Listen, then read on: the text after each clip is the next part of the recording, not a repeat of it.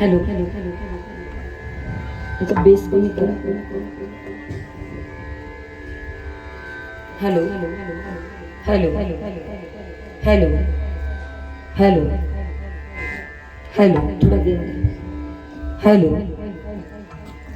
Hello base कमी करा. पूर्ण पूर्ण आवाज खातोय तो माझा. हॅलो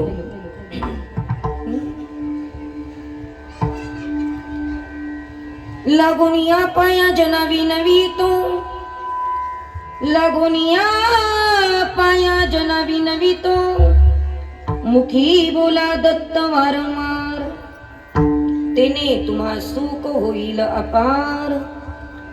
दत्त दया सागर आठवावा स्त्रिया पुत्र संसारा गुंतसे पामर. स्त्रिया पुत्र संसारा गुंतसे पामर तेने तू अघोर पावशी तेने तुम्हा सुख होईल अपार. दत्त दया सागर आठवावा एका जनार्दनी चिंती दत्त पाया. एका जनार्दनी चिंती दत्त पाया. दत्त रूप काया झाली त्यांची तेने तुम्हा सुख होईल अपार. दत्त दया सागर आठवावा विठ्ठल विठ्ठल.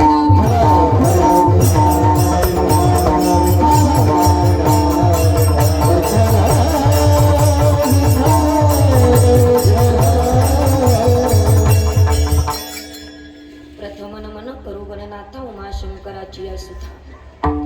चरणावरी ठेवणी माता साष्टांग्यता दंडवित. महायोग पीठे तटे भीमरत्या वरं पुंडरीकाय दातुं मुनींद्रे समागत्य तिष्ठं तमानंद कंदं परब्रह्मलिंगं भजे पांडुरंग.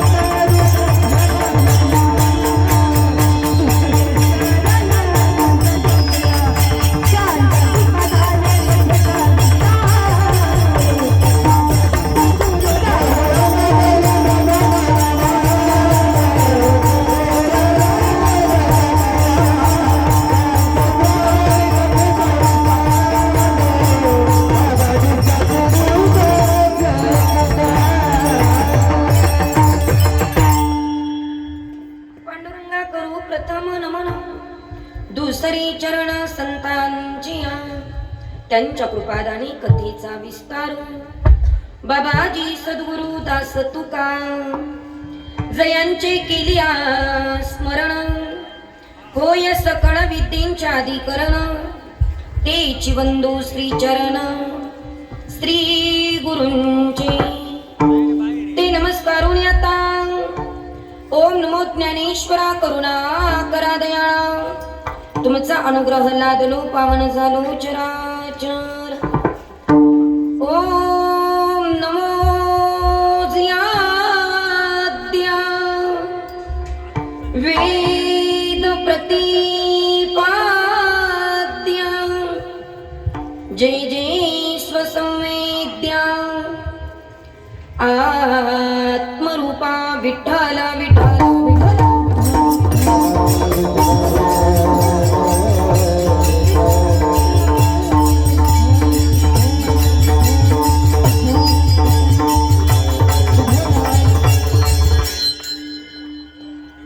लागोनिया पाया जनावी नवितो लागोनिया पाया जनावी नवितो मुखी बोला दत्त वारंवार तेने तुम्हा सुख होईल अपार दत्त दया सागर आठवावा प्रस्तुत प्राप्त प्रसंगी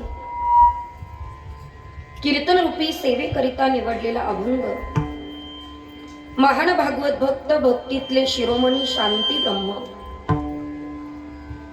एकनाथ महाराज यांचा अत्यंत महत्वाचा बहुतेकांच्या परिचित असणारा ओळखीचा असणारा साधा सोपा 4 चरणाचा दत्तगुरु रायांच्या नामस्मरणाचं महत्व सांगणारा खर तर भगवान परमात्म्याचं नामस्मरण केल्यानंतर काय फळ प्राप्त होतं हे सांगणारा अभंग आज या ठिकाणी दत्त जयंतीच्या निमित्ताने निवडलेला आहे. विठ्ठला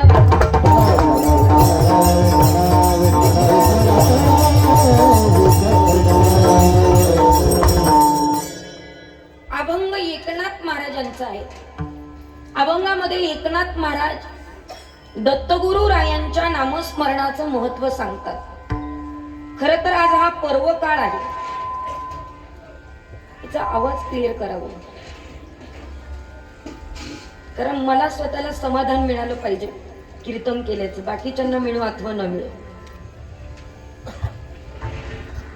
हॅलो हॅलो हॅलो, बेस कमी करा, बेस कमी करून टाका, नाहीतर मला माईक चेंज करा. असं करा. विठ्ठल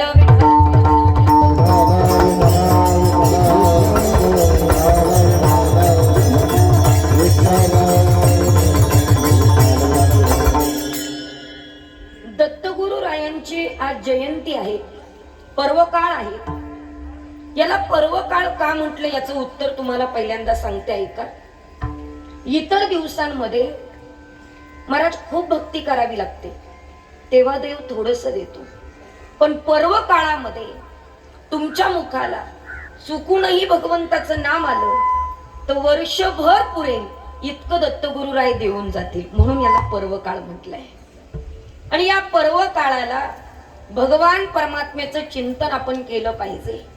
आणि म्हणून आज या क्षेत्रावर, पुण्य क्षेत्रावर, या ठिकाणी कीर्तन रूपी सेवा आहे. आदरणीय समस्त दुःखियांचं दुःख दूर करणारे अनेक लोक आज सध्या रोगाने पीडित आहेत, दुःखाने पीडित आहेत. पण ते दुःख दूर करणारे, दत्तगुरु रायांची सेवा करणारे आदरणीय परमार्थ प्रेमी भगवत सेवक, समाज सेवक म्हणायला काही हरकत नाही. आदरणीय आमचे कोंढार बाबा आणि त्यांच्या या पुण्य क्षेत्रावर, या तीर्थ क्षेत्रावर म्हणायला हरकत नाही.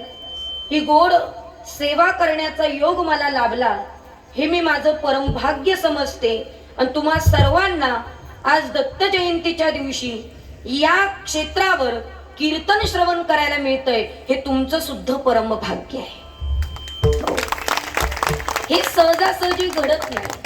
आणि म्हणून बाबांनी या ठिकाणी ही सेवा ठेवलेली आहे.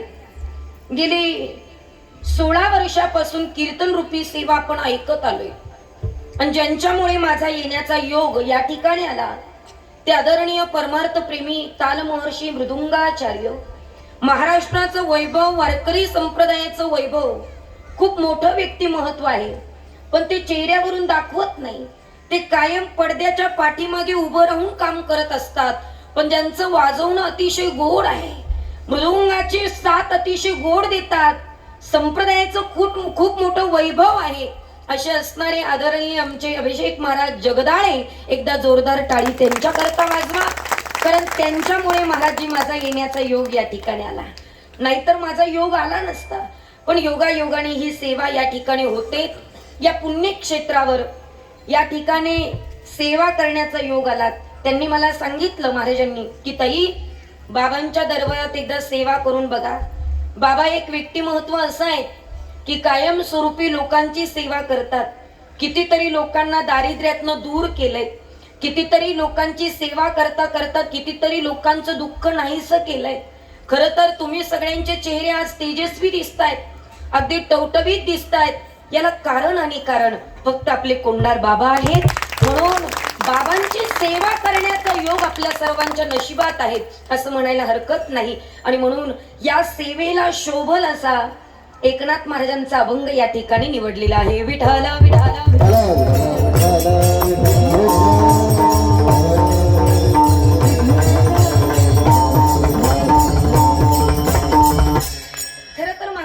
एकनाथ महाराजांचा अभंग आहे.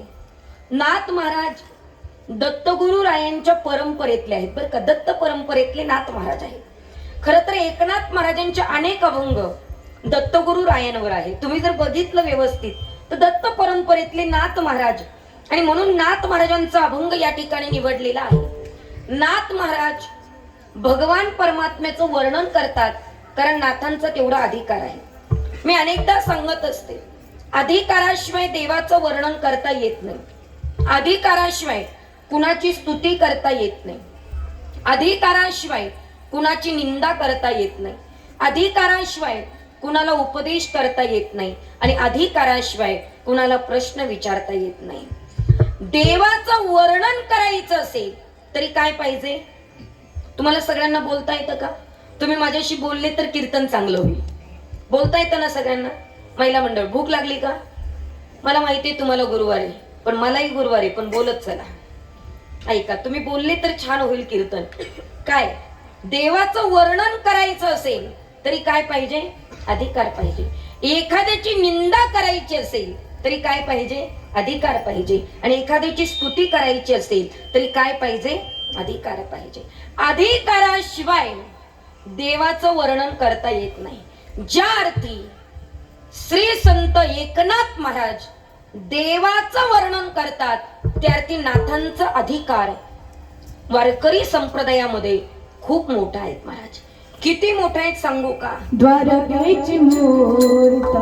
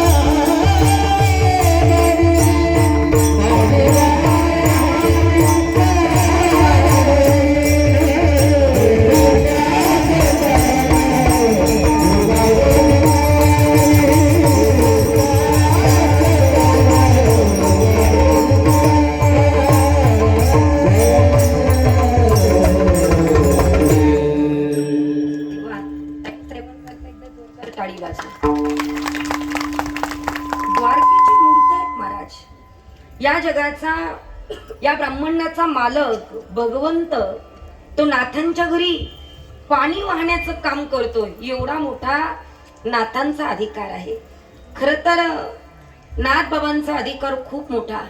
आणि आज या ठिकाणी कीर्तन रूपी सेवेला ज्यांचं प्रामुख्याने आगमन झालेलं आहे, आदरणीय परमपूज्य आमचे केशव बाबा देखील या ठिकाणी उपस्थित झालेले आहेत. बाबांचं देखील टाळ्यांच्या गजरामध्ये स्वागत करा. आदरणीय, मी मगाशीच बाबांचं वर्णन केलं. सगळ्यांची दुःख हरणारे आमचे कोंढार महाराज, त्यांच्यासाठी देखील आपण सर्वांनी टाळ्या वाजवून स्वागत करायचं आहे. या ठिकाणी एवढी मोठी मान्यवर माझ्या कीर्तनाला बसली. खरं तर हा दुग्ध शर्करा योग आहे. दुधात साखर पडली की दूध गोड लागतं, तसं कीर्तनामध्ये मोठी मोठी माणसं बसली की कीर्तन आपोआप गोड होतं, गोड करावं लागत नाही. म्हणून मी माझं परमभाग्य समजते. ऐका, एकनाथ महाराजांचा अभंग आज या ठिकाणी सेवेकरता निवडलेला आहे. नाथ महाराज दत्त परंपरेतले, नाथांचा अभंग या ठिकाणी निवडलाय. नाथांचा अधिकार वारकरी संप्रदायामध्ये इतका मोठा. खरं तर महाराज एकनाथ महाराजांनी हा अभंग लिहून आपल्या सर्वांवर उपकारच केलेले आहे. खरंच उपकार केले. तुम्ही सगळे गायनाचार्य इतके गोड गातात ना, हे केवळ आणि केवळ संतांचे उपकार आहे आणि तुम्हाला मान्य करावं लागणार आहे. मी खूप बोलते, लोक म्हणतात ताई तुमचं वक्तृत्व चांगलं आहे, कीर्तन चांगलं करतात. मी खूप पोपटासारखी बोलते, मला माहिती आहे. पण माझ्या संतांनी जर गाथाच लिहून ठेवली नसती तर मी काय बोलली असती. सर्व गायकांवर, सर्व वादकांवर, सर्व कीर्तनकारांवर, सर्व वारकऱ्यांवर केवळ आणि केवळ संतांचे उपकार आहेत महाराज. म्हणून आजचा अभंग नाथांनी लिहून आपल्यावर उपकारच केले. खरं सांगू का, संतांनी जे आपल्याला दिलंय ते या जगामध्ये कोणीच देऊ शकत नाही. ऐकताय ना तुम्ही सगळे? संतांनी जे दिलंय ते या जगात कोणी देऊ शकत नाही. कारण सांगते ऐका, सरकारने दिलेलं पुरत नाही. उरलंय का आजपर्यंत? तुमचं जाऊ द्या, महिला बोलाव. उरलंय का? आज जरी आम्ही मुख्यमंत्र्याच्या लाडक्या बहिणी असलो तरी पुढच्या पंचवार्षिकला सावत्र होण्याची दाट शक्यता आहे. म्हणजे सरकार निवडून आलं तर राहू सख्या महाराज, नाही निवडून आलं तर सावत्रच हो. पण ज्याची खावी पोळी त्याची वाजवावी टाळी, बरोबर आहे की नाही? पण तरी सुद्धा मला सांगायचं एवढंच आहे की सरकारने दिलेलं पुरत नाही. तुम्ही बघा, निवडणुका जवळ आल्या की रस्त्यातले खड्डे बुजवतात आणि एकदा निवडून आले की रस्त्यात खड्डे की खड्ड्यात रस्ते, काही घेणं देणं नाही. रेशनने मिळालेला तांदूळ आयुष्यभर पुरतो का? अजिबात नाही. म्हणून सरकारने दिलेलं पुरत नाही, माय बापाने दिलेलं उरत नाही, समुद्र कुणाला भरत नाही, सत्य कुणाला डरत नाही, जीव परमार्थ करत नाही आणि एवढं सांगूनही तुमच्या डोक्यात शिरत नाही. काय शिरतं आमच्या डोक्यात? माणसं आमच्याकडे येतात, ताई 40 वर्ष पठ्ठ्याने टाळ वाजवला, सांगायचा विषय. 40 वर्ष वारी केली, सांगायचा विषय. तुम्ही एकदा सेट करून घ्या बरं. असू द्या ना, मग मला तरी द्या व्यवस्थित. बाकीच्यांची माईक बंद करून टाका. बंद आहे. विठ्ठल विठ्ठल विठ्ठल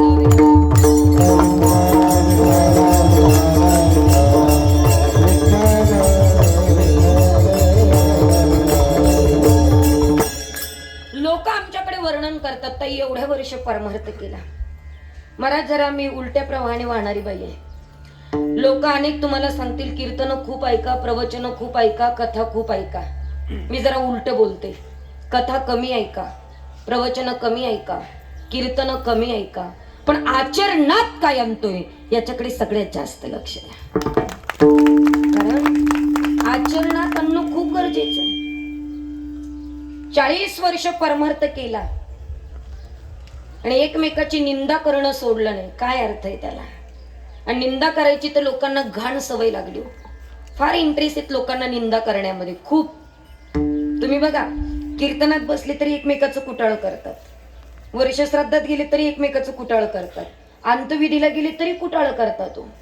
आणि मला महाराज लोकांचा परफेक्ट स्वभाव माहिती आहे. आता तुम्ही बघा, 2 तास माझं कीर्तन ऐकते आणि मी इथून गेले की माझंच कुटाळ करते. लोकाला धंदा काय? आणि एक लक्षात ठेवा, आपल्याविषयी कोणी बोलत असेल तर 100% बोलू द्या. का बोलू द्या?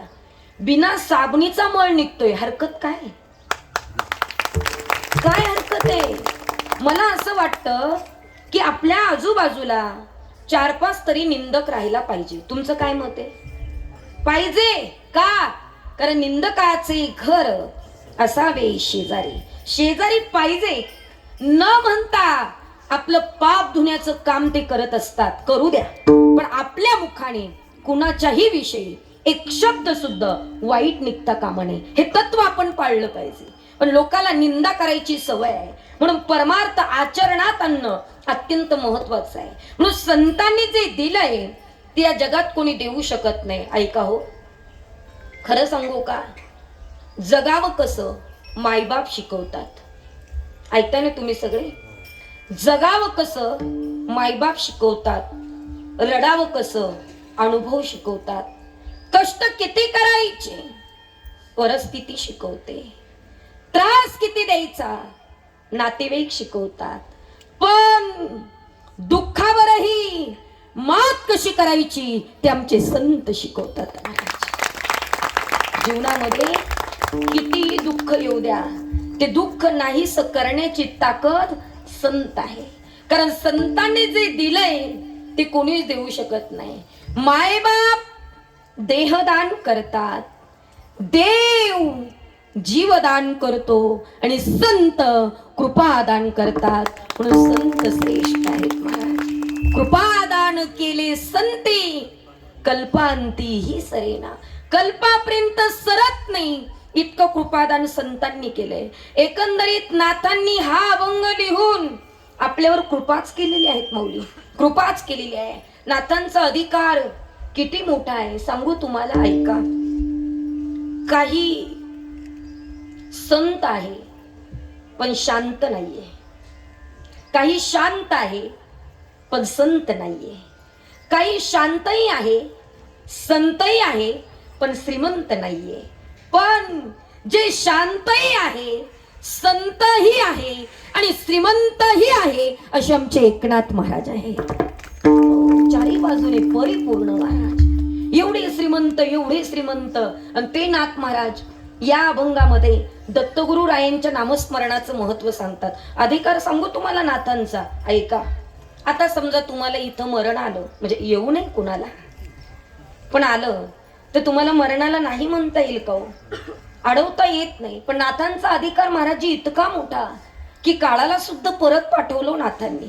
एक वेळेला नाथ महाराजांनी विचार केला, आता माझं काम आटोपलं. संतांचं जीवन आहे, संत कारणाशिवाय येत नाही आणि कार्य आटोपल्यावर एक दिवस सुद्धा जास्त राहत नाही, त्यांना संत म्हणा.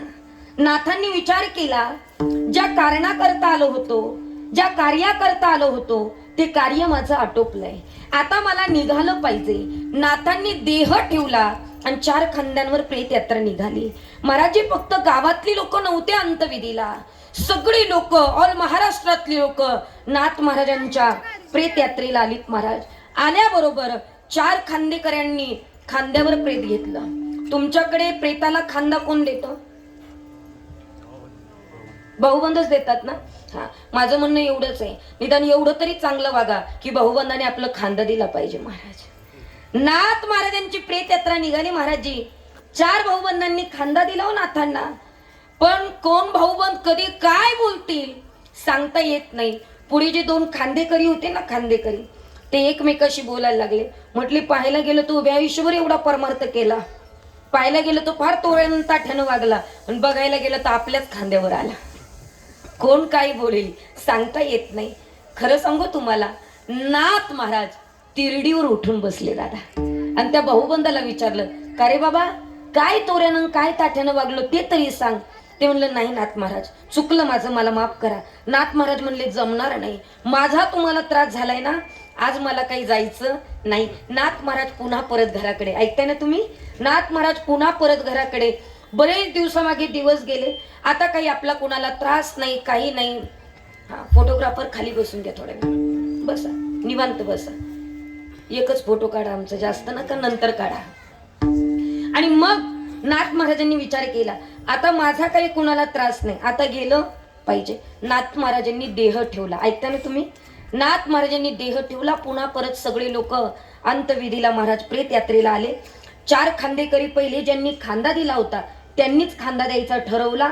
4 खांद्यांवर प्रेत यात्रा निघाली. पण ज्यांनी खांदा दिला होता ना, ते एकमेकाशी बोलायला लागले. ते म्हणले, आता काही झालं तरी एक शब्द सुद्धा बोलायचं नाही, कारण गिराईक कधी उठून बसेल याचा काही भरोसा नाही. एक शब्द सुद्धा बोलायचं नाही. महाराज राम नाम सत्य सुद्धा बोलत नव्हते. 4 खांद्यांवर प्रेत यात्रा निघाली आणि एका बाईची मुलगी पहिल्याच मुळाला आली होती बरं का, ऐकताय ना तुम्ही, पहिल्याच मुळाला आली होती. आणि नाथ महाराजांची प्रेत यात्रा अशी त्याला क्रॉस गेली, म्हणजे त्याला आडवी गेली. कोणाला? त्या मुलीला आडवी गेली. आता बाई माणसाच्या तोंडाला हात लावता येतो का?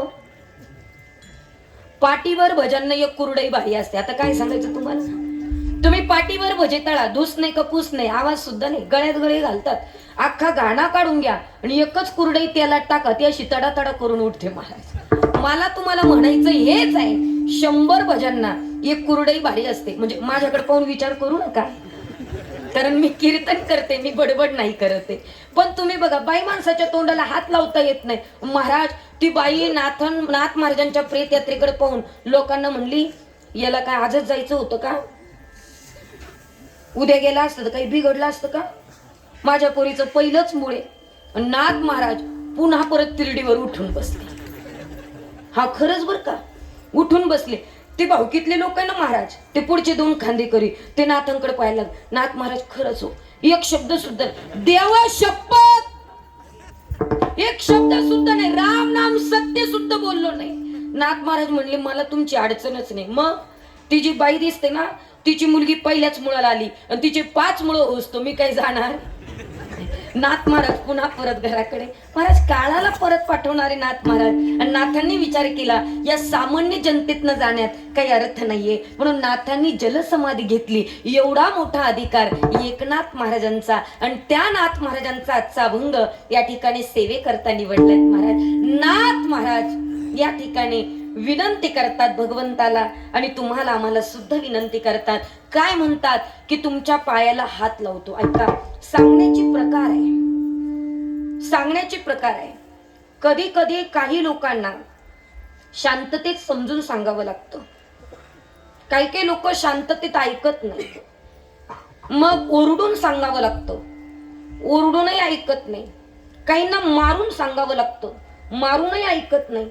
काहींना बोंबा मारून सांगावं लागतं. बोंबा मारणे माहिती का तुम्हाला? बोंबा मारणे सांगते, जरा ऐका. महाराज रामदास स्वामी जगद्गुरु तुकोबारांच्या भेटी करता निघाले. प्रसंग फार गोड आहे बरं का, व्यवस्थित. माझ्या कीर्तनात तुम्हाला बाकीचं काहीच ऐकायला मिळणार नाही, अभंग सोडून. ऐका, रामदास स्वामी जगद्गुरु तुकोबारांच्या भेटी करता निघाले माऊली.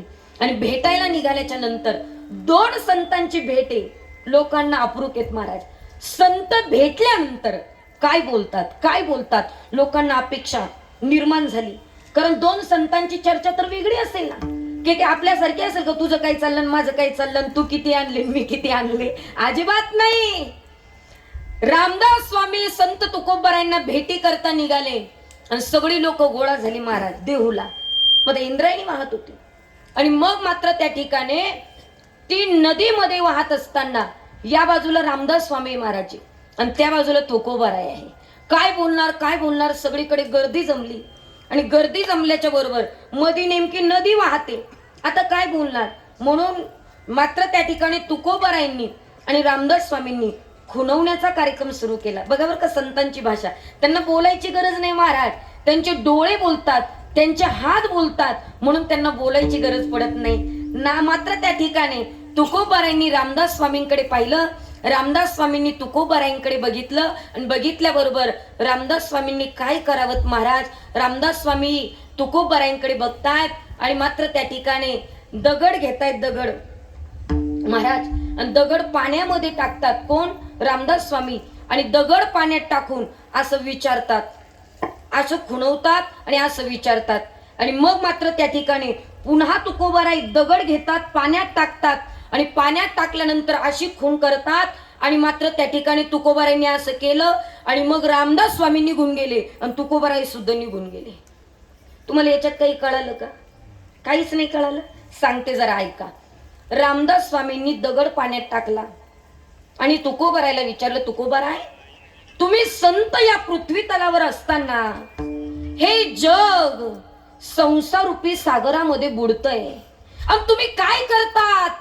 संत असून सुद्धा काय करतात? या जगाला बाहेर नाही काढू शकत. आणि मग तुकोबाराय दगड घेऊन पाण्यात टाकतात. तुकोबारायांना म्हणायचं एवढंच आहे, बुडती हे जन न देखवे डोळा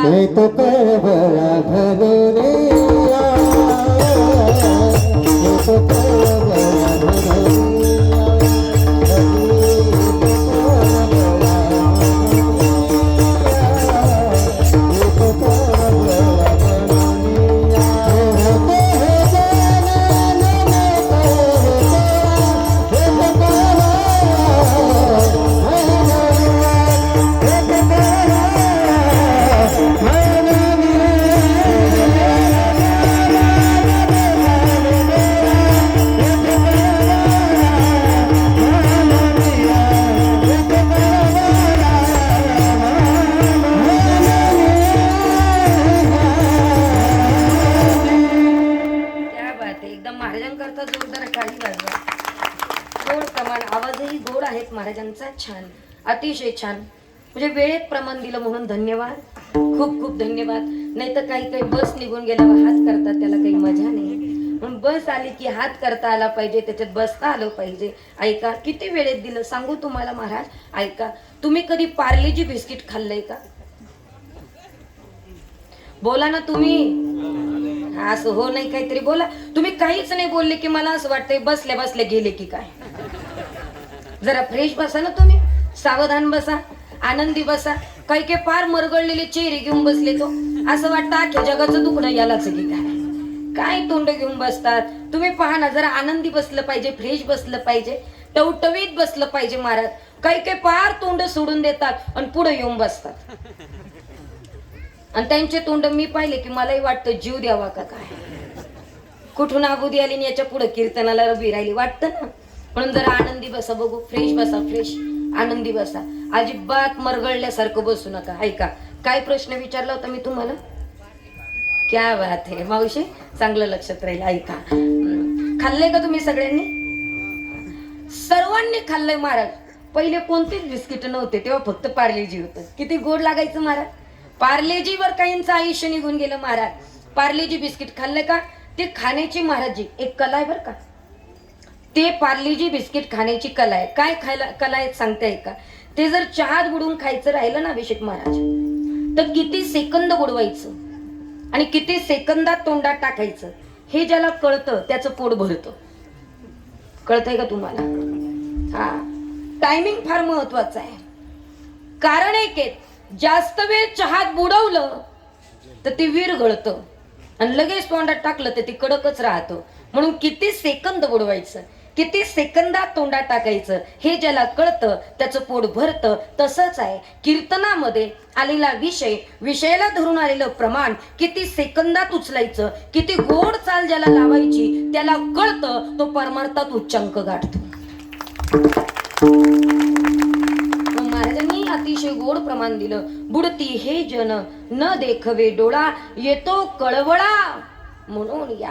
हे जग बुडतंय, तुकोबराय पाण्यात दगड टाकून सांगतात मला दिसतंय, कळवळा सुद्धा येतोय. पण तुकोबरायने असं खुणवलं बरं का. काय खुणवलं? यांना मी बॉम्बा मारून सांगतो. हा, किती किती गोड प्रमाणे वाजत असे बोंब, कोणी न ऐकती कानी, हरी हरी म्हणता, हरी हरी न म्हणता याची थोर झाली हानी. मी बोंबा मारून सांगतोय पण कोणी ऐकायला तयार नाही. बोंबा मारणे प्रकार संपला बरं का. ऐका, तुम्ही ऐकताय ना व्यवस्थित? समजून सांगून ऐकत नाही, ओरडून ऐकत नाही, शिव्या देऊन सांगितलं ऐकत नाही, मारून सांगितलं ऐकत नाही, बोंबा मारून सांगितलं तरी ऐकत नाही. आता शेवटचा पर्याय महाराज, पोरं ऐकतच नाही बापाचं. शेवटचा पर्याय आहे फक्त एकच, पाया पडून सांगणं. कळतंय का तुम्हाला? कधी कधी एखादं ऐकत नाही ना आपलं, आपल्याला माहिती याचं चुकतंय पण तरी ऐकत नाही ना, मग चांगली चांगली माणसं त्याला म्हणतात बाबा तुझ्या पाया पडतो पण ऐक रे. तसं तुकोबाराय म्हटले, तसं नाथ महाराज म्हटले की बाबांनो, की तुम्हाला एवढं सांगूनही तुम्ही ऐकत नाही. म्हणून मात्र नाथ महाराज म्हणतात तुमच्या चरणावर मी नतमस्तक होतो, तुमच्या पायाला हात लावून सांगतो, विनंती करतो की तुम्ही मुखाने दत्त गुरुरायांचं चिंतन करा. हे महाराज अभंगाच्या प्रथम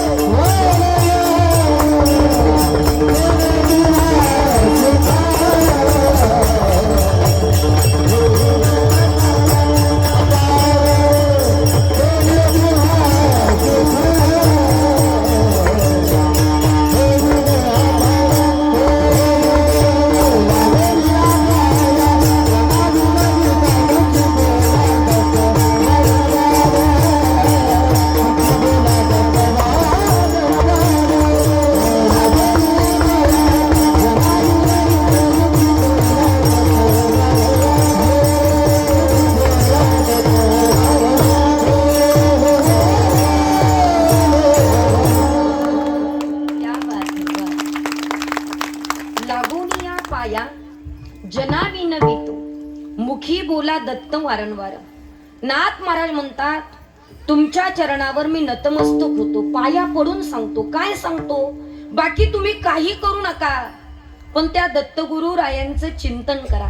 तुमच्या मुखाला भगवंताचं चिंतन येणं अत्यंत महत्वाचं आहे. का? कारण ते इथेच येऊ शकतं, बाकी कुठे करायचा प्रयत्न केला तरी येऊ शकत नाही.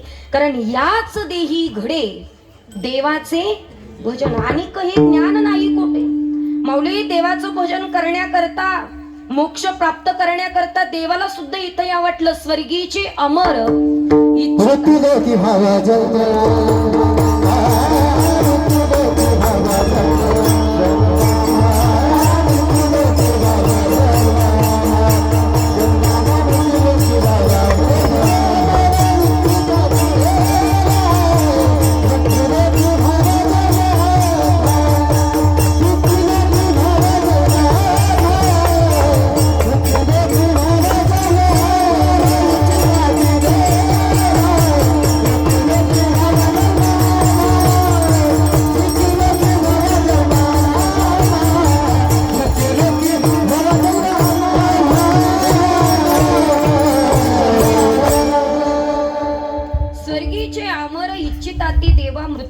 भावा जन्मामा. किंवा महाराज म्हणतात, इहलोकीचा हा देह देव इच्छिताती पाहे. देवानं सुद्धा इथे येण्याची इच्छा केली. बरं, स्वर्गात काही कमी आहेत का? काही कमी आहे का? अजिबात नाही. मग स्वर्गात काय काय आहे तुम्ही मला सांगता का? तुम्हाला माहिती का स्वर्गात काय काय नाही का? तुम्ही म्हणा ना ताई, आम्ही कुठं जाऊन आलो. मी सांगू का स्वर्गात काय काय? सांगते, पण एका अटीवर सांगते मी तुम्हाला स्वर्गात काय काय. पण तुम्ही अजिबात असं समजायचं नाही की कांचनताई जगताप स्वर्ग रिटर्न आहेत की काय. नाही तर तुम्ही म्हणाल, ताई तुम्ही जाऊन आलेत की? मी खरंच नाही गेलेत महाराज, पण आमच्या ज्ञानोबारायांच्या, आमच्या वारकऱ्यांना उपकार आहे. आमचे ज्ञानोबाराय ज्ञानेश्वरीत वर्णन करतात स्वर्गात काय काय आहे. जेथे महासिद्धीची भांडारे, अमृताची कोठारे, जिये गावी खिल्लारे, कामधेनूची, सगळे स्वर्गामध्ये. तरी सुद्धा त्या देवाला इथं यावं वाटलं. मग आपण किती भाग्यवान आहोत. दोन्ही गोष्टी आपल्याला मिळाल्या. भरतखंडही मिळाला आणि त्याच्यामध्ये नरदेह सुद्धा मिळाला. भरतखंडी नरदेह प्राप्ती हे तो परमभाग्याची संपत्ती. इतका सुंदर देह मिळाला, पण कशासाठी मिळाला?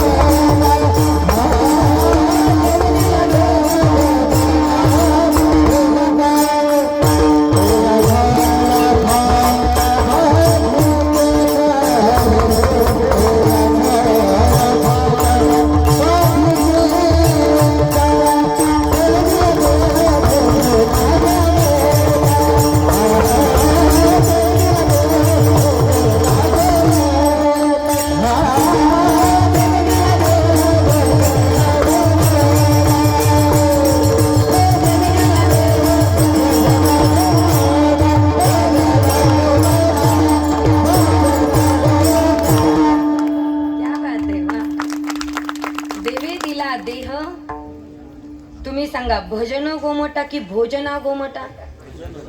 काय म्हणणं आहे तुमचं? भजनासाठी ना. तुम्हाला सांगू, जे बरोबर 10:30ला इथे हजर होते ना, त्यांना कळालं की भजनासाठी दिला. म्हणजे बरोबर 12ला 5 कमी असताना आले, त्यांना कळालं भोजनासाठी दिला.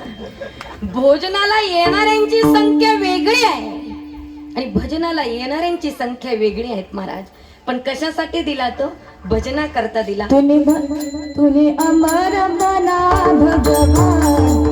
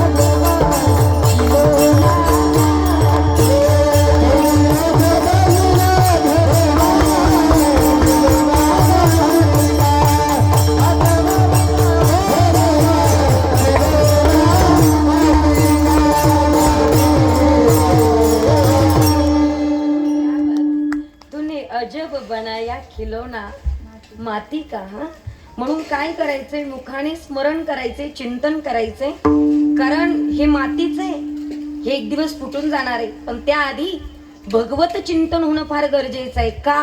कारण दुर्लभार्थी दुर्लभ मानव देह आपल्याला मिळालाय. नरदेह दुर्लभ जाना. तुम्ही वासुदेव वासुदेव म्हणा, शतवर्षाची गणना. तुम्ही वासुदेव वासुदेव म्हणा, तर यामध्ये दुःख यातना. तुम्ही वासुदेव वासुदेव म्हणा, तुम्ही अठवा मधुसूदना. तुम्ही वासुदेव वासुदेव म्हणा. एक सांगू तुम्हाला, आज तुम्ही इथे कीर्तनात बसलात ना, माझं पूर्ण कीर्तन तुम्हाला नाही कळालं ना तरी चालेल, पण त्या भगवंताचं स्मरण आज झालं पाहिजे. म्हणून महाराज म्हणतात, तुमच्या चरणावर मी नतमस्तक होतो, पण मुखाने तुम्ही दत्त गुरुरायांचं भजन करा. मग कसं करायचं आहे का? दिगंबरा दिगंबरा श्रीपाद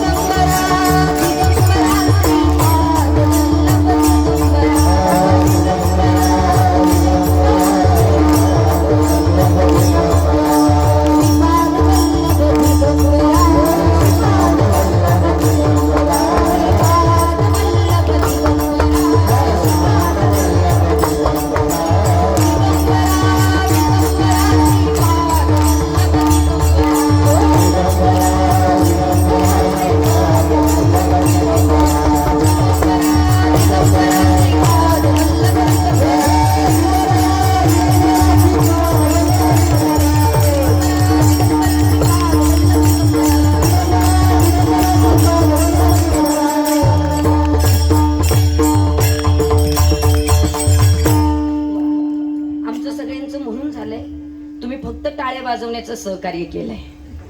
तुम्ही काय म्हटले मला खरंच नाही माहिती, पण तुम्ही म्हटले पाहिजे एवढीच माझी भावना आहे. मी पुढे म्हणते, तुम्ही सगळ्यांनी मागे म्हणायचं. चालेल ना? हो. त्यावेळेला काही वाजणार नाही बरं का. तुम्ही फक्त म्हणायचं आहे का? दिगंबरा दिगंबरा श्रीपाद वल्लभ दिगंबरा.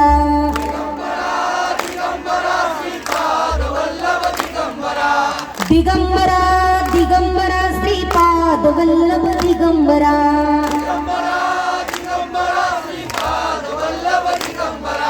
श्रीपाद वल्लभ दिगंबरा. श्रीपाद वल्लभ दिगंबरा. दिगंबरा दिगंबरा श्रीपाद वल्लभ दिगंबरा.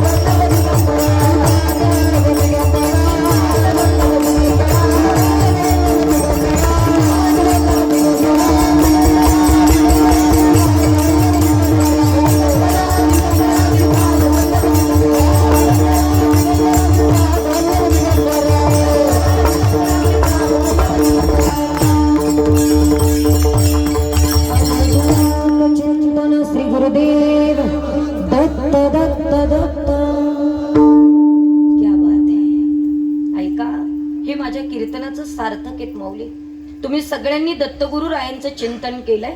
तसं नाथ महाराज सांगतात, तुमच्या पाया पडून सांगतो की तुम्ही मुखाला दत्तगुरूंचं चिंतन येणं फार गरजेचं आहे. मी एकाने नाथ महाराजांना प्रश्न विचारला की महाराज, तुम्ही आम्हाला एवढं पाया पडून सांगतात की तुम्ही दत्ताचं चिंतन करा, दत्ताचं चिंतन करा, पण आम्हाला काय मिळेल हो?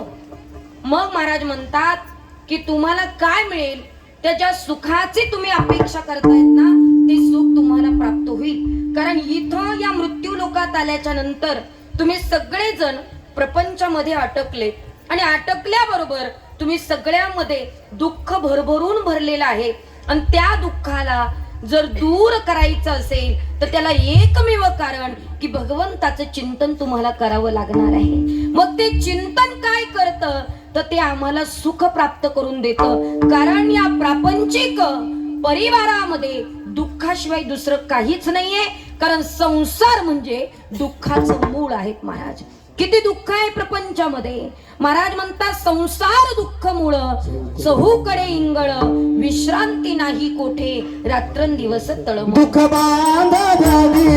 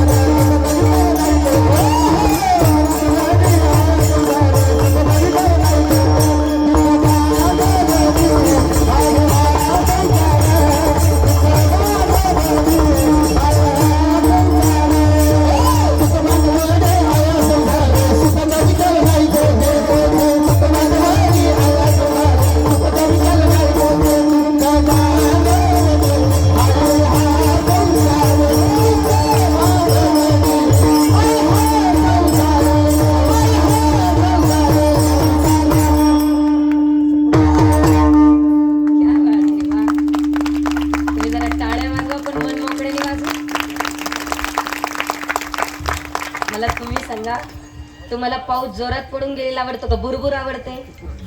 हा जोरात ना. मग तुमच्या बुरबुरी सारख्या टाळ्या आम्हाला कशा काय आवडते? टाळी सुद्धा कडक वाजली पाहिजे. एक सांगू दादा, दुसऱ्याचं कौतुक करायला माणूस मनानेच मोठा असला पाहिजे. लक्षात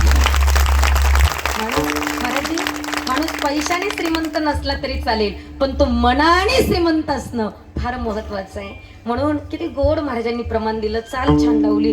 दुःख बांधवडी आहे हा संसार, सुखाचा विचार नाही कोठे. अहो सुख किती आहे जवा एवढा आहे. कुणा कुणाच्या जो देखे सो दुखिया बाबा सुखिया कोई नाही. काही काही लोक आम्हाला येतात भेटतात, ताई गळ्यात माळ आहे, कपाळाला गंध आहे, सकाळी काकडा भजन करतो, रात्री हरिपाठ करतो, रोज कीर्तन ऐकतो, पंढरपूरची वारी करतो, त्र्यंबकेश्वरची वारी करतो, तरी माझ्या जीवनात दुःख का? असा प्रश्न आम्हाला लोक विचारतात. ताई का बरं दुःख आहे आमच्या जीवनात एवढं? एक सांगू, त्या दुःखाला कारण आहे. हे बघा, मी तुम्हाला 4 वर्ग सांगते, तुम्ही सगळे बसल्या बसल्या ऐकायचं. मी तुम्हाला काही प्रश्न विचारणार आहे. त्या प्रश्नाची उत्तरं तुम्ही दिली तर मी समजेल की माझं कीर्तन तुम्हाला कळालं. आणि तुम्हाला जर प्रश्नाचं उत्तर जमलं नाही तर मी समजेल की माझी व्यर्थ बडबड चालू होती. आता सगळ्यांनी सावधान बसायचं. प्रत्येक गोष्ट सूक्ष्मतेने ऐकायची आणि विचारलेल्या प्रश्नाचं उत्तर व्यवस्थित द्यायचं. ऐका, पहिला वर्ग आहे माऊली, तो अंधाराकडून अंधाराकडे जाणारा. दुसरा वर्ग आहे प्रकाशाकडून अंधाराकडे जाणारा. तिसरा वर्ग आहे अंधाराकडून प्रकाशाकडे जाणारा. आणि चौथा वर्ग आहे प्रकाशाकडून प्रकाशाकडे जाणारा. ऐकताना तुम्ही सगळे मी फोड करून व्यवस्थित सांगते का? मी पहिला वर्ग तुम्हाला सांगितला, अंधाराकडून अंधाराकडे जाणारा, अर्थात दुःखाकडून दुःखाकडे जाणारा. काही लोकांच्या जीवनात खरंच दुःख आहेत महाराज. पारिवारिक दुःख आहे, प्रपंचातलं दुःख आहे, अन्न नाहीये, वस्त्र नाहीयेत, निवारा नाहीये, खूप दुःखी आहेत ते. सध्या खूप दुःखी आहेत. पण दुःखाकडून दुःखाकडे जाणं म्हणजे नेमकं काय? त्यांच्या जीवनात दुःख आहे, पण ते दुःख कायमस्वरूपी आपण दुसऱ्याला सांगत असतो महाराज. तुम्ही बघा, आपण जितकं आपलं दुःख अनेकांना सांगू ना तेवढं ते दुःख वाढत राहतं. कारण दुःखाचं जेवढं चिंतन करू ना तेवढं ते दुःख वाढत असतं. म्हणून दुःख अनेकांना नाही सांगायचंय, फक्त एकतर संतांना सांगायचंय, नाहीतर देवाला सांगायचं आहे. आपलं दुःख आपण कायमस्वरूपी बोलत राहतो. काही महिला तुम्ही बघा, कुठेही गेलात तर स्वतःच बोलत बसतात, बाई माझ्या जीवनात असं चाललं तसं चाललं. तुम्ही दुःख सांगत असतात, पण त्या दुःखाचं रूपांतर दुःखाकडे होत असतं. कशा पद्धतीने सांगते जरा ऐका. महाराज म्हणतात, एखाद्या गोष्टीची जर चिंता केली तर त्याचं रूपांतर त्याच्यामध्ये होत असतं. म्हणून तुम्ही दुःख दुःख दुःख असं म्हणत राहिले तर आणखीन दुःख प्राप्त होईल. आपल्या नशिबाने दुःख आलेत ना, मग ते दुःखाचं वर्णन जास्त करू नका. मग त्या दुःखाचं वर्णन दुःखाकडे केलं की दुःखरूप अजून तुम्ही व्हाल. म्हणून पहिला वर्ग मी तुम्हाला सांगितला, अंधाराकडून अंधाराकडे जाणारा. ऐकताना तुम्ही सगळे. दुसरा वर्ग असा आहे प्रकाशाकडून अंधाराकडे जाणारा, अर्थात सुखाकडून दुःखाकडे जाणारा. सुखाकडून दुःखाकडे जाणं म्हणजे काय? काही लोकांच्या जीवनामध्ये सुख आहे, बंगला आहे, गाडी आहे, सगळ्या प्रकारचं सुख आहे, पण तरी सुद्धा ते दुःखी आहे. सुखाकडून दुःखाकडे जाणं म्हणजे नेमकं काय? महाराज त्यांच्या जीवनामध्ये सगळ्या प्रकारचं सुख आहे, पण ते दुःखी कधी होतात माहितीये का? शेजारच्या भावकीतल्या माणसाने गाडी घेतली की ती दुःखी होतात. खरंच शेजारच्यानी बंगला बांधला की ती दुःखी होतात. शेजारच्या महाराजाला चांगलं पाकिट मिळालं की ते दुःखी होतात. असे दुःखी आत्मे असतात काही काही. दुसऱ्याचं सुख पाहून ते दुःखी होतात. याचा अर्थ असा आहे की त्यांचं जे मार्गक्रमण आहे ते सुखाकडून दुःखाकडे चाललंय, प्रकाशाकडून अंधाराकडे चाललेला आहे. दुसरा वर्ग मी सांगितला. तिसरा वर्ग असा आहे जो अंधाराकडून प्रकाशाकडे जाणारा. अंधाराकडून प्रकाशाकडे जाणं म्हणजे काय? दुःखाकडून सुखाकडे जाणारा. मग दुःखाकडून सुखाकडे जाणं अर्थ सांगते ताई का? काही लोकांच्या जीवनात खरंच दुःख आहेत महाराज. गळ्यात माळ आहे, कपाळाला गंध आहे, पंढरपूरची वारी चालू आहे, तरी सुद्धा ते दुःखी आहेत. का दुःखी आहे? याचं एकमेव कारण आहे, संचितात जे भोग आहे ते भोगावे लागणार आहेत महाराज. त्याच्याशिवाय गत्यंतर नाही. त्याला प्रमाण फार गोड आहेत. काय? भोगतो न घडे संचिता वाचुनी. म्हणून संतांना म्हणावं लागलं, आली या भोगासी असावे सादर, देवावरी भार घालून या. देवावर भार टाकून द्या. जे भोगायला आलं त्याच्यासाठी तत्पर राहा. पण ऐका, त्या भोगाची तीव्रता जर कमी करायची असेल तर त्याला साधन सांगितलंय. काय साधन सांगितलेत महाराज? ऐका. खरं तर असं समजा, खूप जोराचा पाऊस पडतोय. त्या पावसातनं तुम्हाला महत्वाच्या कामासाठी बाहेर जायचं आहे. महत्वाचं काम आहे, पाऊस जोराचा चालू आहे, पण काम महत्वाचं आहे, पायी पायी जावं लागणार आहे. मग मला तुम्ही सांगा, त्या पावसापासून संरक्षण व्हावं याच्यासाठी तुम्ही कशाचा वापर कराल? बोला ना मोठ्याने. छत्री. क्या बात आहे. छत्री काय करते? आपल्याला ओलं होऊ देत नाही, ती पावसापासून संरक्षण करते. तसंच आहे आमचे भोग आहे. कितीही परमार्थ केला तरी ते भोग भोगावे लागणार आहे. पण त्या भोगाची जर तीव्रता कमी करायची असेल तर नामस्मरणाची छत्री तुमच्या डोक्यावर असणं गरजेचं आहे.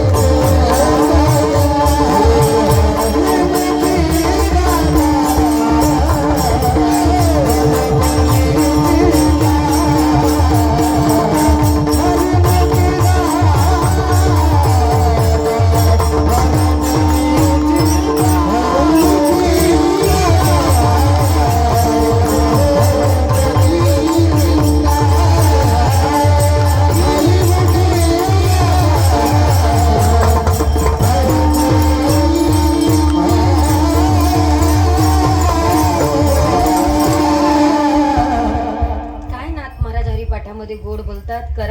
करा रे बापांनो साधन हरीचे. तुमच्या पाया पडून सांगतो की तुम्ही साधन हरी धरा. ऐका, हरीचं नामचिंतन करा. कारण ती नामचिंतन केलं ना महाराज, कुठल्याही प्रकारची भीती राहत नाही हो. ती भोगाची तीव्रता सुद्धा कमी करते. ऐका, तुम्ही सगळेजण सोशल मीडियावर 100% असाल, आहात ना? त्या इन्स्टावर काही व्हिडिओ येतात प्रेमानंदजी महाराजांचे. पिवळे वस्त्र त्यांनी पांघरलेले, बरोबर? वृंदावन मध्ये राहतात ते महाराजजी. आणि तुम्हाला खोटं वाटेल, महाराजांना महाराज दोन्ही किडण्या नाही. ऐकता ना तुम्ही? दोन्ही किडण्या नाही. डॉक्टरांनी चेक केलं आणि डॉक्टरांनी महाराजांना सांगितलं, महाराजजी आपल्याला दोन्ही पण किडण्या नाही. पण महाराजांच्या चेहऱ्यावरचं तेज अजिबात कमी झालं नाही. महाराज हसत हसत बाहेर निघाले आणि काही न्यूजपेपरवाले तिथं होते महाराज, न्यूज चॅनेलवाले तिथं होते. आणि त्या सर्व मीडियावाल्यांनी महाराजांना विचारलं, महाराज जे आम्हाला आत्ता असं कळालंय की तुम्हाला दोन्ही किडण्या नाही, पण आमचा प्रश्न एकच आहे, तुम्हाला डॉक्टरांनी सांगितलं तुम्हाला दोन्ही किडण्या नाही, तरी तुमच्या चेहऱ्यावर इतकं तेज कसं दिसतंय? तुम्ही एवढे हसत हसत कसे बाहेर पडले? महाराजांनी त्या मीडियावाल्यांना सांगितलं, तुम्हाला कोणी सांगितलं मला 2 किडण्या नाही? मला 2 किडण्या आहेत आणि माझ्या 2 किडण्यांना मी नावं ठेवलेली आहेत आणि त्याच्यावर माझ्या या चेहऱ्याचं तेज अवलंबून आहे. महाराजी काय बोलतात? तुम्हाला किडण्या नाही, तुम्ही म्हणतात किडण्या आणि किडण्यांची नावं. आम्हाला तरी सांगा तुमच्या किडण्यांची नावं काय आहेत? त्यावेळेला प्रेमानंदजी महाराज म्हटले, एक या बाजूच्या किडनीचं नाव कृष्ण आहे आणि या बाजूच्या किडनीचं नाव राधा आहे. दोघांवर माझं जीवन अवलंबून आहे. महाराजी मला तुम्हाला एवढंच सांगायचंय सगळ्यांना की जीवनामध्ये भगवंताचं नामचिंतन केलं ना तर आपली चिंता करणारा तो आहे. फक्त भगवंताचं चिंतन करा. महिला मंडळ, नाही काही जमलं तर एकच भजन करा. कोणतं करा? आहे का? राधे राधे हो राधे राधे राधे राधे हो राधे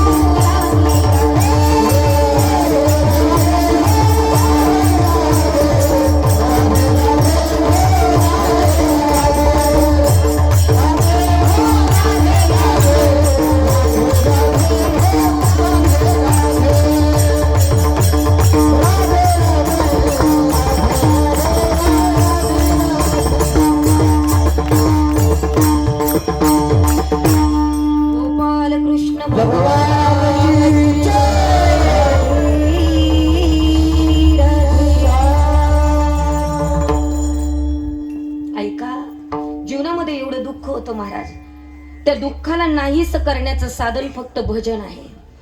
कितीही दुःख असेल, त्या भोगाची तीव्रता कमी करायची असेल तर नामस्मरणाशिवाय आपल्याला कोणी सोडवू शकत नाही. म्हणून काही काही लोकांच्या जीवनात भोग आहे, ते भोगावे लागणार आहे. पण त्या भोगाची तीव्रता कमी करायची असेल तर नामचिंतन करणं अत्यंत महत्वाचं आहे. म्हणून तिसरा वर्ग असा आहे की जो दुःखाकडून सुखाकडे जाणारा, अर्थात अंधाराकडून प्रकाशाकडे जाणारा. आणि चौथा वर्ग असा आहे जो प्रकाशाकडून प्रकाशाकडे जाणार. याच्यात फार दुर्मिळ लोक आहे बरं का. आपला नंबर लागतो का बघून घ्या. प्रकाशाकडून प्रकाशाकडे जाणं म्हणजे काय? सुखाकडून सुखाकडे जाणं. काहींना रोज मखमली गादीवर झोपायची सवय आहे, एसी गाडीत फिरायची सवय आहे, एसी रूम मध्ये राहायची सवय आहे, रोज 5 पक्वान्नाचं जेवण करायची सवय आहे. त्यांचं जीवन अगदी मात्र छान आहे, पण तरी सुद्धा त्यांना माहितीये वर्षभर ज्याच्या जीवनावर मी सुखाने जगतोय त्याच्याकरता वर्षातनं एकदा तरी पंढरपूरची वारी केली पाहिजे. याचा अर्थ तो सुखाकडून सुखाकडे चाललाय. ज्याला मखमली गादीवर झोपायची सवय आहे त्यानं कधीतरी वारीत गेलं पाहिजे आणि दगडावर झोपलं पाहिजे. दादा का? कारण ही मखमली गादी आहेत ना माझ्या परमात्म्यामुळे मला मिळालीत महाराज. एवढ्या मोठ्या गाडीत फिरतोयत ना ती केवळ माझ्या देवामुळे मला मिळाली. म्हणून त्याच्याकरता मी पायी चाललो पाहिजे. पायी चाललो तर त्याची कृपा आपल्यावर राहील. अरे गरीब चालतो याच्यात नवल नाहीत महाराज. श्रीमंताने सुद्धा एवढी श्रीमंती ज्याच्यामुळे आलीत ना त्याच्यासाठी पायी वारी केली पाहिजे.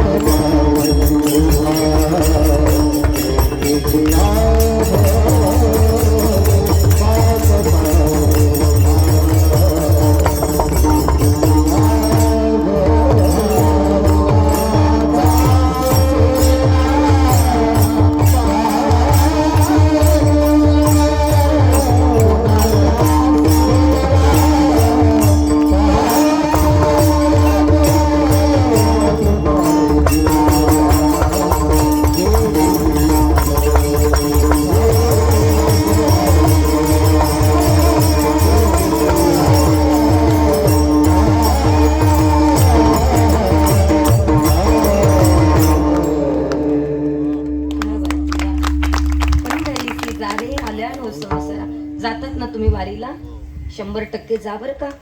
निदान नाही पंढरपूर तर महाराजांबरोबर त्र्यंबकेश्वरची वारी करा. करतात ना. विश्वगुरु निवृत्तीनाथ महाराज संजीवन समाधी आहेत महाराज. ज्यांना निवृत्तीनाथ कळाले ना त्यांना बाकी कुठं जायची गरज नाही. खरं सांगते तुम्हाला. कारण तुम्ही बघा महाराजजी, आळंदीला गेला तर फक्त माऊलीचं दर्शन होतं, देहूला गेलात तर फक्त तुकोबारायचं दर्शन होतं, मुक्ताईनगरला गेलात तर फक्त मुक्ताईंचं दर्शन होतं, देहू मात्र पैठणला गेलात तर फक्त एकनाथ महाराजांचं दर्शन होतं.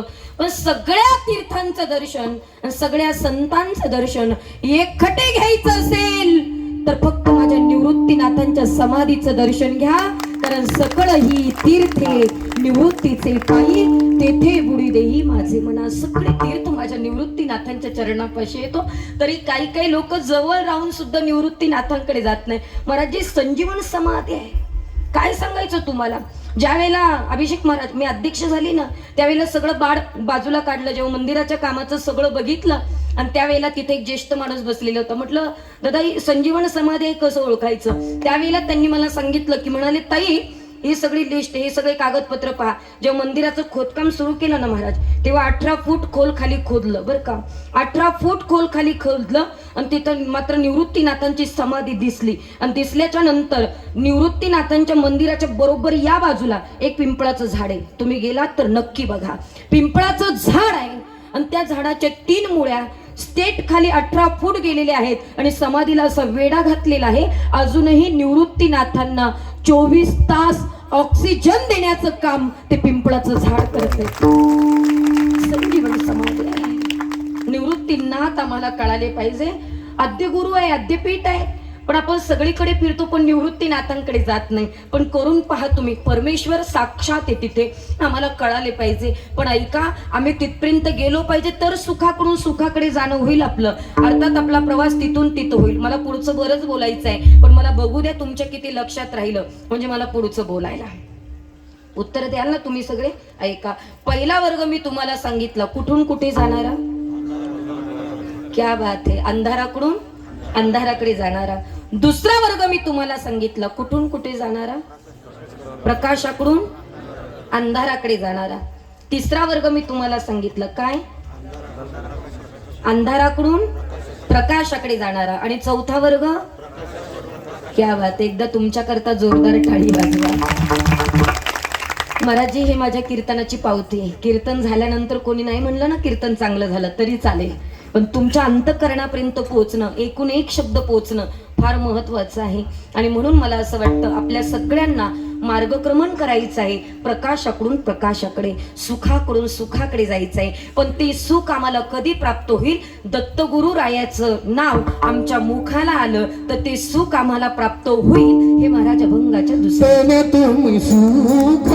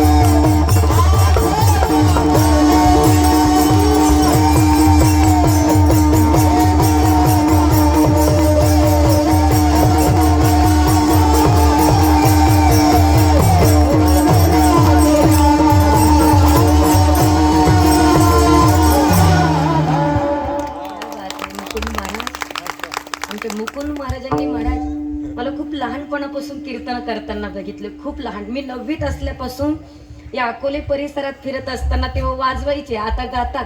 आता पुढच्या वेळेस कीर्तन करतील, याच्यात अजिबात शंका नाही. प्रवचन चालू केले, बघा बरं माझा अंदाज काही चुकीचा नाही, अजिबात नाही. कारण खूप हुशार व्यक्तिमत्व आहे, अनेकांना सांभाळून घेणारं व्यक्तिमत्व आमचे मुकुंद दादा ऐका. तेने तुम्हा सुख होईल अपार, दत्त दया सागर आठवावा. एक एक शब्द मी व्यवस्थित समजून सांगते. नाथ महाराज म्हणतात, तुमच्या पाया पडून सांगतो की तुमच्या मुखाला दत्तगुरूंचं नाव येऊ द्या. त्यानं काय होईल की तुम्हाला अपार सुख प्राप्त होईल. पण त्याच्याकरता तुम्हाला काय आठवावं लागेल?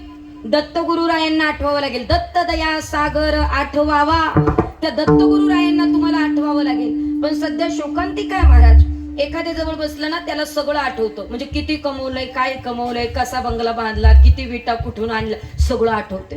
त्या म्हाताऱ्यापाशी जाऊन बसा, ते म्हणतात ताई पहिलं काहीच नव्हतं ग, हे इकडनं आणलं ते तिकडनं आणलं, एवढा मोठा बंगला बांधला, एवढी म्हणजे सगळं आठवतं.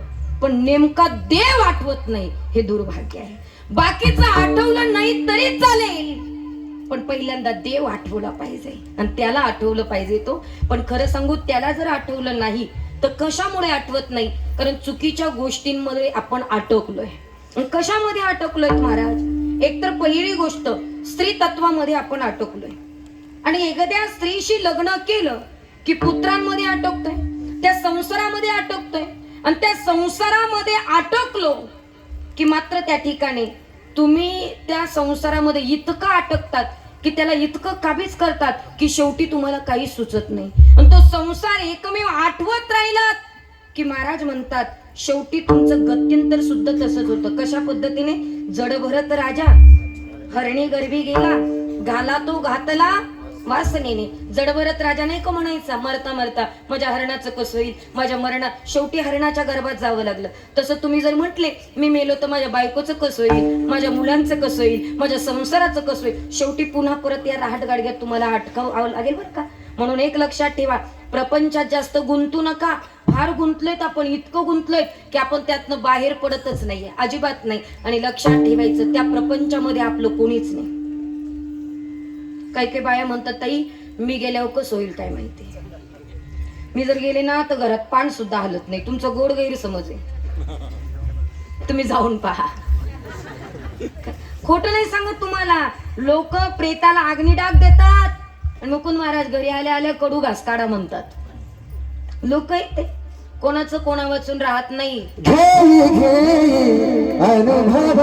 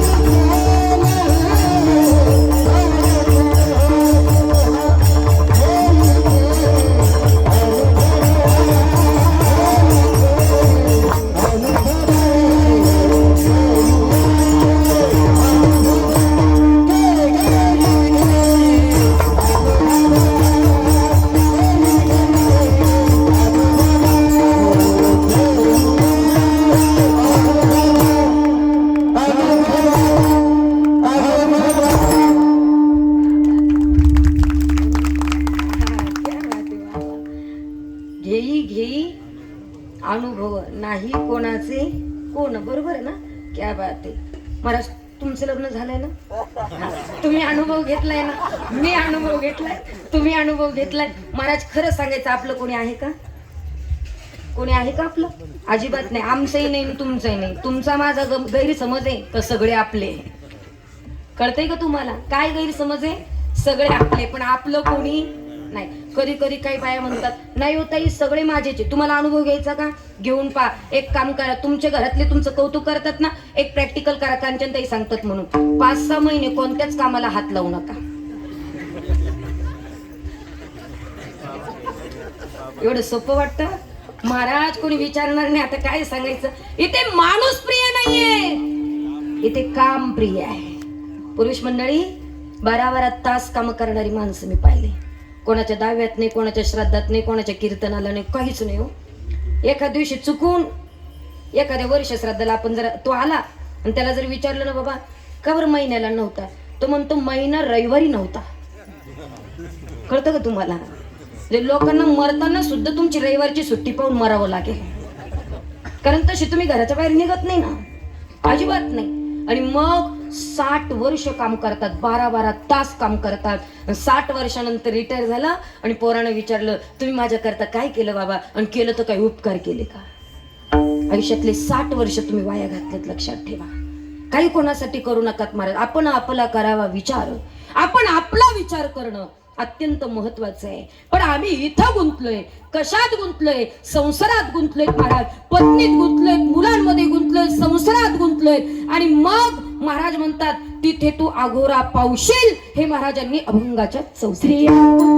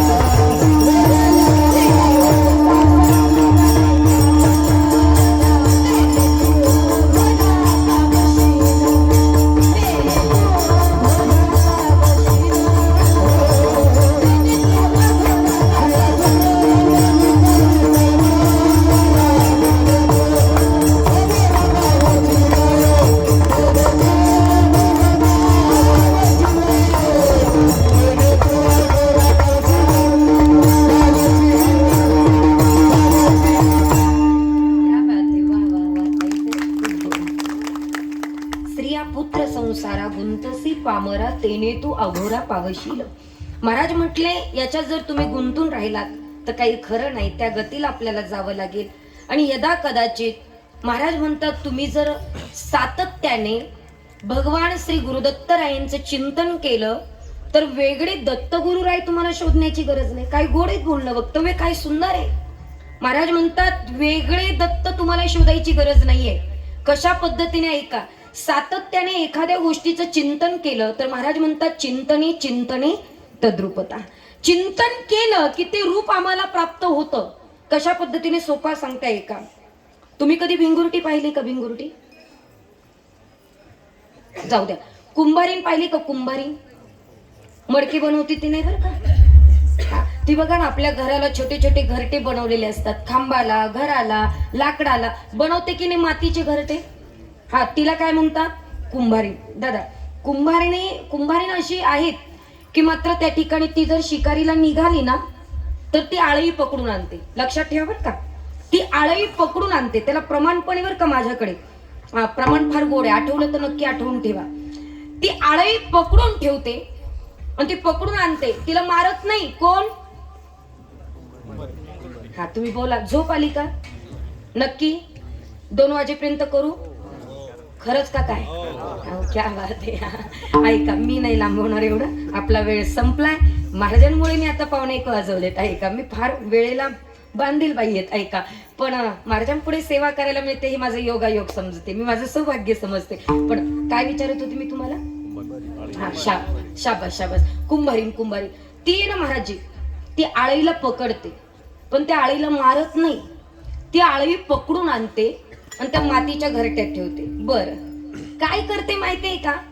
ती कुंभारीन त्या आळीला आतमध्ये आणून ठेवते, पण मारत नाही महाराज. ती कुठूनही आली की टोचा मारायचं काम करते, कुठूनही आली की टोचा मारायचं काम करते. मग धड त्या आळीला जगूही देत नाही, मरू. काही माणसं आपल्या आयुष्यात अशीच असतात, जगूही देत नाही. पेताड्याच्या बायकोचं सेम तसंच आहे दादा. ते दारुडे धरतीला जगू देत नाही आणि मरू नाही देत नाही. तसं ती कुंभारीन येते आणि त्या आळीला टोचा मारते, जगूही देत नाही, मरूही देत नाही. रोज टोचा मारते, रोज टोचा मारते. मग आता काय करते? ती आळी त्या कुंभारिणीचा ध्यास घेते. कधी कुंभारीण येईल, कधी टोचा मारेल, कधी कुंभारीण येईल, कधी टोचा मारेल. तिचा ध्यास घेता घेता ती आळी स्वतः कधी कुंभारीण होते ते सुद्धा कळत नाही. तुका म्हणे आळी जीवे नुरेची वेगळी. ऐका बर का, ती आळी कुंभारिणीचा ध्यास घेते आणि कधी कुंभारीण होते ते सुद्धा कळत नाही. मला तुम्हाला ते सांगायचंय, तुम्ही रात्रंदिवस दत्त दत्त दत्त म्हणत राहिलात तर तुम्हाला वेगळा देव शोधायची गरज नाही. तुम्ही स्वतः दत्त झाल्याशिवाय राहणार नाही. हे महाराज अभंगाच्या शेवटच्या चरणात. एक जनताने चत्तीदाता, एक जनताने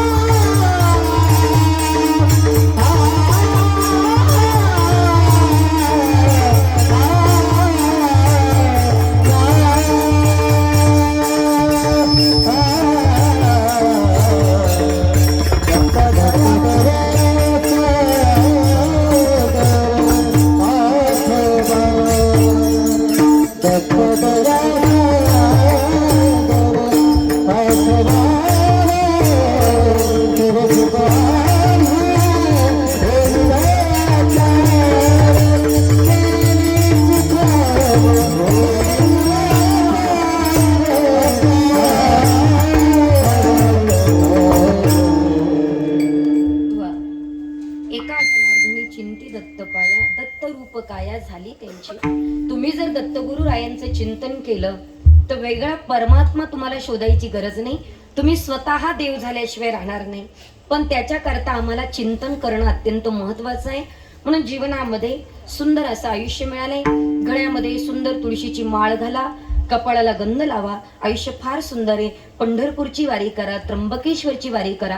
जितका परमार्थ करता येईल तितका करा. हिंदू धर्माचं भूषण आहे दादा आपण सगळे.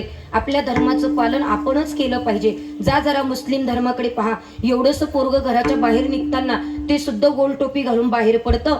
तसं हिंदू धर्माचं पालन आपण केलं पाहिजे. उद्यापासून हिंदूचं एवढं पोरगं जरी घराच्या बाहेर पडत असेल तर टिळा लावल्याशिवाय घराच्या बाहेर पडू द्यायचं नाही. आणि मुलींनी सुद्धा लक्षात ठेवा, मुलीच्या डोक्याला टिकली पाहिजे, हातामध्ये बांगडी पाहिजे, पायात कानात गळ्यात काहीतरी घातलं पाहिजे. हे आपल्या धर्माचं मात्र त्या ठिकाणी लक्षण आहे. मुसलमानाची पोरगी नखापासून डोक्यापर्यंत झाकलेली राहते. त्यांना त्यांच्या धर्माबद्दल अभिमान आहे. आपण आपल्या धर्माबद्दल अभिमान बाळगला पाहिजे. नाही काही तर दर शनिवारी मारुती मंदिरामध्ये सगळ्या तरुणांनी एकत्र या आणि हनुमान चालीसा म्हणा. हे आपल्या धर्माचं लक्षण आहे. आपल्या धर्माचं पालन आपण केलं पाहिजे. म्हणून जाता जाता दत्तगुरु रायांच्या चरणी प्रार्थना करेल, हे भगवान तेरी अदालत में हमारी जमानत रखना. हे भगवान तेरी अदालत में हमारी जमानत रखना. मैं रहूं या ना रहूं, मेरा हिंदू धर्म सही सलामत रखना. मी राहिले काय नाही राहिले काय, पण माझा धर्म टिकला पाहिजे याच्यासाठी रोजची तळमळ आहे. म्हणून आपण आपल्या धर्माचं पालन करायचंय. आयुष्य फार सुंदर आहे. आपल्या मुलींना व्यवस्थित संस्कार लावा, मुलांवर चांगले सुसंस्कार द्या. आणि नसेल तुमच्याकडनं शक्य होत तर आदरणीय आमच्या अभिषेक महाराजांची खूप मोठी संस्था आहे. त्या संस्थेमध्ये सगळे विद्यार्थी घडतायत. आणि आदरणीय आमचे खरं तर सोमनाथजी महाराज या ठिकाणी उपस्थित आहेत. महाराजांची संस्था आहे, तिथे आपण विद्यार्थी टाकले पाहिजे. एक लक्षात ठेवा, आईबाप सगळे इथं बसलेले आहेत. तुम्ही संस्थेत विद्यार्थी टाकतात म्हणजे तुमचा मुलगा कीर्तनकार होईल की नाही मला माहित नाही, वादक होईल की नाही माहित नाही, गायक होईल की नाही माहित नाही, पण मला एवढी 100% गॅरंटी आहे, आमचे अभिषेक महाराज सोमनाथ महाराजांच्या संस्थेत तुमची मुलं जर तुम्ही टाकत असाल तर तुमचा मुलगा तुम्हाला 100% वृद्धाश्रमात टाकणार नाही, याची 100% गॅरंटी आहे. संस्थेमध्ये संस्कार दिल्या जातात महाराज. तो आईबापाचं दर्शन घ्यायला शिकतोय. आणखीन काय पाहिजे तुम्हाला? कीर्तनकार होईल की नाही तो नंतरचा प्रश्न आहे. तुम्ही फार अपेक्षा ठेवतात 2 महिन्यात पोरगं वाजवायला शिकलं पाहिजे. जोक आहेत का? अजिबात नाही शक्य. पण 2 महिन्यामध्ये कसं शिकेल महाराज? 20 वर्ष घातली तेव्हा कुठेतरी चांगलं कीर्तन जमायला लागलं. आणि एवढं सोपं आहे 1-2 महिन्यात तुमचे पोरं कीर्तनकार करणं. 1-2 वर्षात कीर्तन सोपं नाही, पण मुलावर संस्कार लागणं तितकं महत्वाचं आहे. म्हणून संस्थेमध्ये आपली पोरं आपण टाकली पाहिजेत महाराज. खूप गोड आहे संस्थेतलं वातावरण. मुलाला कष्ट करायची उमेद निर्माण होते. म्हणून मला तरी वाटतं आपल्या मुलांवर चांगले सुसंस्कार, संस्कृतीची जोपासना असावी. जीवनामध्ये नाही काही करता आलं तर एक काम करा, हाताने टाळी वाजवा आणि मुखाने भजन म्हणा. विठोबा रखुमाई,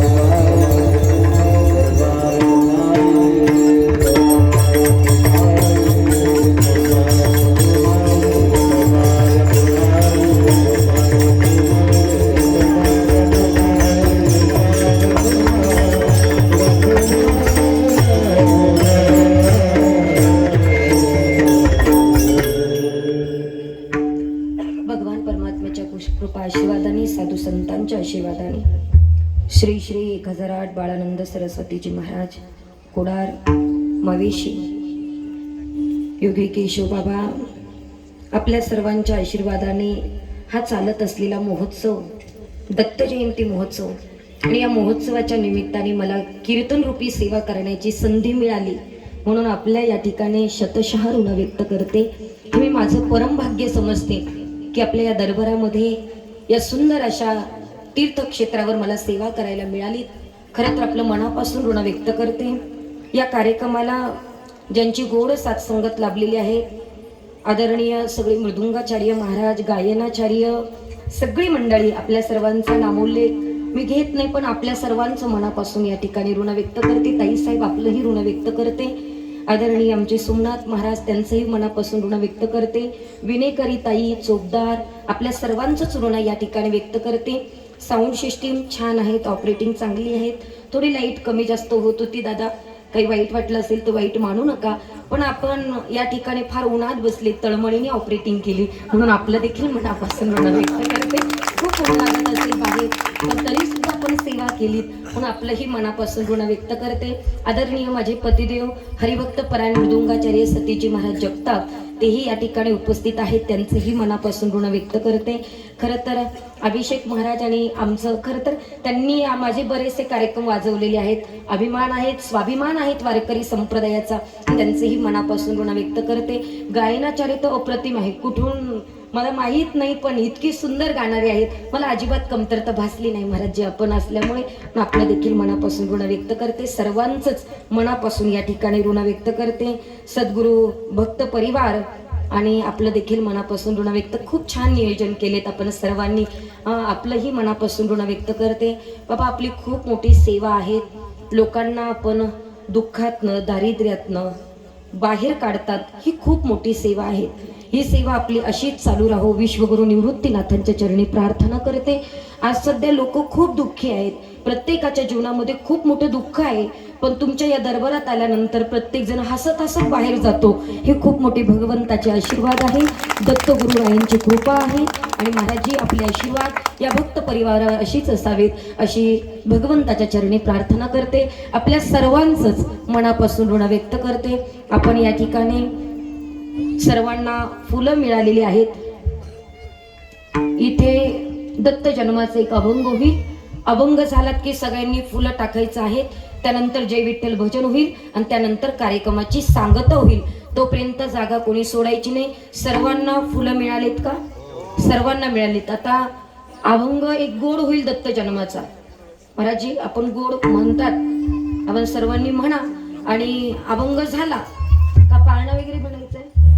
कोण म्हणणार आहे पाळणा? ताई म्हणणार आहेत का? ठीक आहे, हरकत नाही. एक अभंग होईल, त्यानंतर पाळणा होईल आणि त्यानंतर आपण सगळ्यांनी फुलं अर्पण करायचे आणि त्यानंतर जय विठ्ठल भजन होईल. तोपर्यंत जागा सोडू नका. म्हणा महाराज.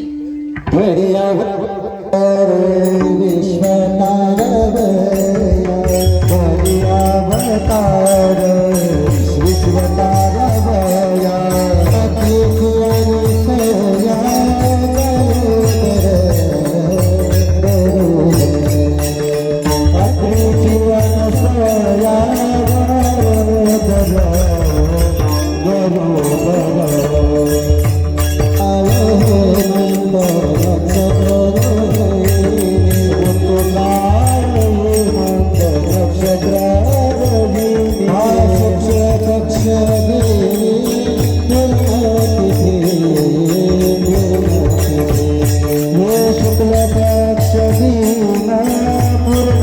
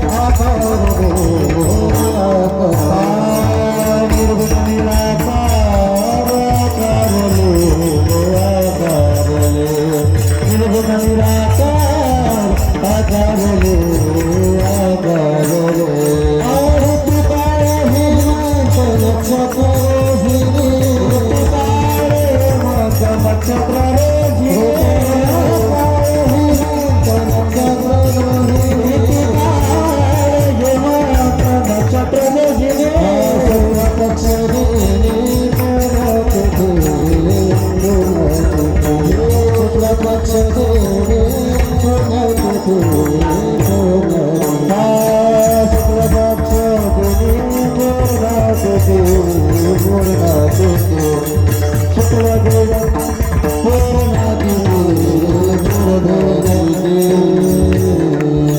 अवधूत चिंतन श्री गुरुदेव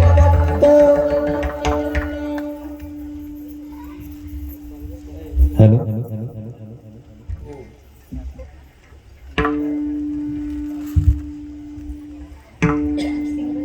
ताईंना बसायला खुर्ची जय विठ्ठल करून.